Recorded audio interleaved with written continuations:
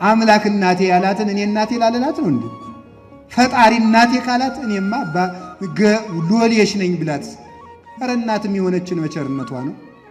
አንደኛ የእግዚአብሔር ቸርነት ይገርማል።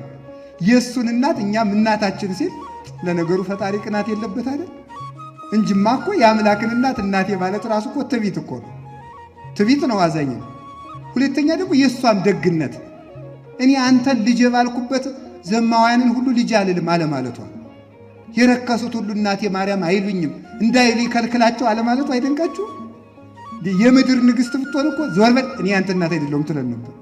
እሷ ግን ቸር እናት ስለሆነች የመሐሪው እናት እርሪት ማርያም ለውሻ ያዘነች ስትሆን ስለሆነች እናታችን ስንላትም አናፍራ። እናትነቷ ሲበዛብን እንጂ ኧረ ወይ ጉድ! ወይ እናት አልልም ማለት። ስለዚህ እመቤታችን ምንድናት ካላችሁ እሷ የፈጣሪ እናት የቃል ኪዳን እናታችን ናት። ቃል ኪዳኑ ተፈጽሞ